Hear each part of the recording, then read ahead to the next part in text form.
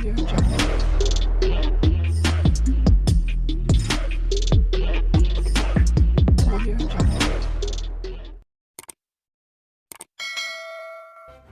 kasih karena memilih channel ini. Sebelum kita mulakan video ini, sila pertimbangkan untuk menekan butang like, share, dan subscribe, dan aktifkan butang lonceng Anda agar Anda sentiasa mendapat info-info percuma pada setiap hari dari channel kami. Dan tinggalkan komen Anda karena komen Anda amatlah dihargai.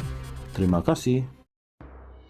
Ahli Majelis Kerja Tertinggi MKT UMNO Tengku Datuk Seri Zafrul Tengku Abdul Aziz gagal dalam usahanya memfailkan afidavit bagi memperbetulkan fakta didakwa tidak tepat dalam afidavit Datuk Seri Dr. Ahmad Zahid Hamidi berkaitan tita adendum dalam kes pengampunan Datuk Seri Najib Razak.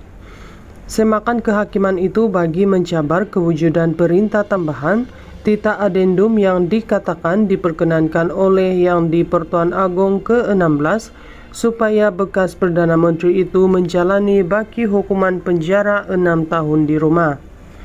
Ketika ditemui pihak media selepas prosiding yang dijalankan secara dalam kamar di Mahkamah Tinggi di sini, Peguam Kanan Persekutuan Ahmad Hanir Gambali yang mewakili Jabatan Peguam Negara AGC memaklumkan Hakim Datuk Amarjit Singh menolak permohonan itu atas alasan permohonan Najib ketika ini adalah sebelah pihak, ex parte dan tiada peruntukan undang-undang untuk Tengku Zafrul memasukkan afidavitnya ketika ini.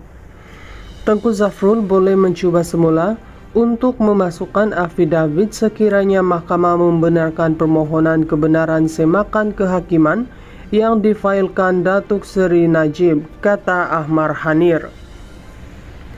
Sementara itu, Peguam Tan Sri Muhammad Syafi Abdullah ketika ditemui media berkata, beliau membantah permohonan Tengku Zafrul bukan salah seorang pihak dalam permohonan semakan kehakiman Najib. Tiada prosedur, maka hakim menolak permohonan itu. Namun, jika Najib mendapat kebenaran semakan kehakiman mencabar kewujudan tita adendum, beliau Tengku Zafrul boleh memfailkannya kembali. Mohon kebenaran fail afidavit. Tengku Zafrul mungkin akan tidak berbuat demikian lagi tetapi tidak rugi untuk mencuba. Alasan sama badan peguam tidak dibenarkan mengikut kes kerana ia adalah ex parte sebelah pihak, katanya. Tengku Zafrul diwakili Peguam Datuk Sunil Abraham. Sebelum ini, pihak pembelaan Tengku Zafrul berkata, afidavit diikrarkan Ahli Majelis Kerja Tertinggi MKT UMNO itu adalah untuk menangani secara khusus pengataan terkandung dalam afidavit tambahan nombor 3 yang diikrarkan oleh Ahmad Zahid yang juga Presiden UMNO pada 9 April lalu. Menurutnya, ia berikutan terdapat fakta didakwa tidak tepat yang perlu diperbetulkan. Menurut bidang kuasa sedia ada Mahkamah dan Aturan 92 Kaedah 4 Kaedah-Kaedah Mahkamah 2012. Najib 70 memfailkan permohonan itu di Mahkamah Tinggi di sini pada 1 April menerusi Tetuan Syafi & Co. Beliau menamakan Menteri Dalam Negeri, Komisioner Jeneral Penjara, Peguam Negara, Lembaga Pengampunan bagi Wilayah Persekutuan Kuala Lumpur, Labuan dan Putrajaya, Menteri di Jabatan Perdana Menteri JPM, Undang-Undang dan Reformasi Institusi, Ketua Pengarah Bahagian Hal Ehwal Undang-Undang di JPM dan Kerajaan Malaysia sebagai responden. Bekas ahli parlimen pekan itu memohon perintah supaya kesemua responden atau seorang daripada mereka diarah untuk menjawab dan mengesahkan kewujudan tita adendum bertarikh 29 Januari 2024. Najib juga memohon perintah jika tita itu wujud, maka kesemua responden atau seorang daripada mereka perlu melaksanakannya dan dengan serta-merta memindahkan beliau dari penjara Kajang ke kediamannya di Kuala Lumpur untuk menjalani baki hukuman penjara di rumah. Bekas Perdana Menteri berkenaan memohon perintah supaya semua atau seorang daripada responden memberikan salinan tita utama oleh Yang di-Pertuan Agung ke-16 berhubung pengurangan hukuman penjara dan denda serta tita adendum, selain memohon kos dan relief lain yang difikirkan sesuai oleh mahkamah.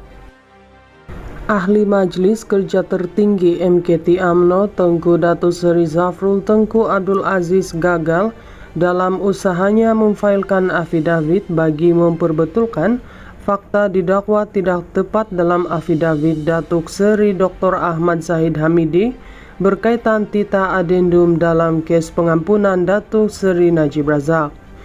Semakan kehakiman itu bagi mencabar kewujudan perintah tambahan tita adendum yang dikatakan diperkenankan oleh Yang di-Pertuan Agung ke-16 supaya bekas Perdana Menteri itu menjalani baki hukuman penjara 6 tahun di rumah.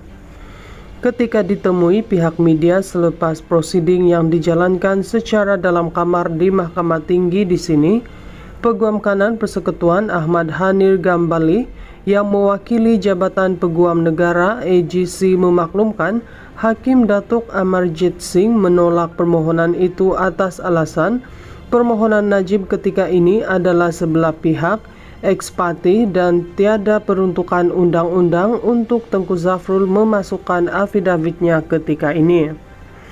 Tengku Zafrul boleh mencuba semula untuk memasukkan afidavit sekiranya mahkamah membenarkan permohonan kebenaran semakan kehakiman yang difailkan Datuk Seri Najib, kata Ahmad Hanir.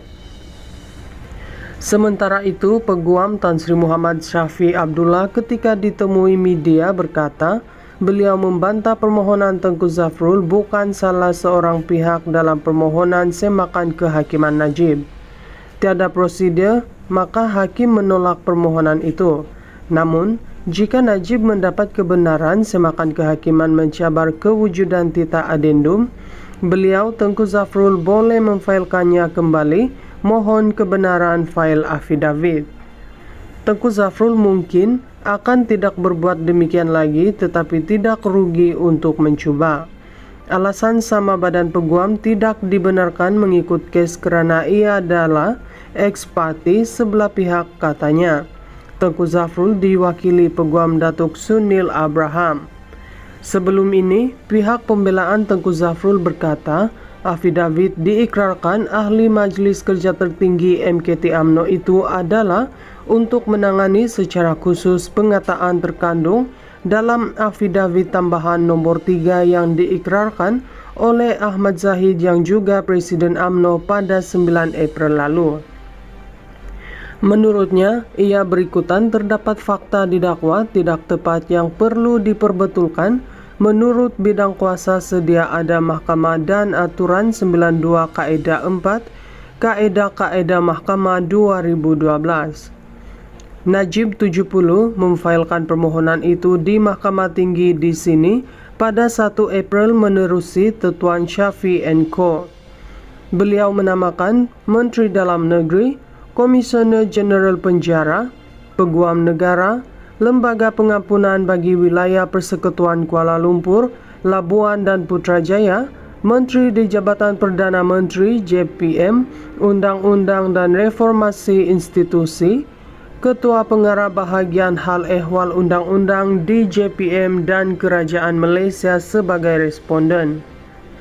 Bekas ahli parlimen pekan itu memohon perintah supaya kesemua responden atau seorang daripada mereka diarah untuk menjawab dan mengesahkan kewujudan tita adendum bertarikh 29 Januari 2024. Najib juga memohon perintah jika tita itu wujud, maka kesemua responden atau seorang daripada mereka perlu melaksanakannya dan dengan serta-merta memindahkan beliau dari penjara Kajang ke kediamannya di Kuala Lumpur untuk menjalani baki hukuman penjara di rumah. Bekas Perdana Menteri berkenaan memohon perintah supaya semua atau seorang daripada responden memberikan salinan tita utama oleh Yang di-Pertuan Agung ke-16 berhubung pengurangan hukuman penjara dan denda serta tita adendum, selain memohon kos dan relief lain yang difikirkan sesuai oleh mahkamah.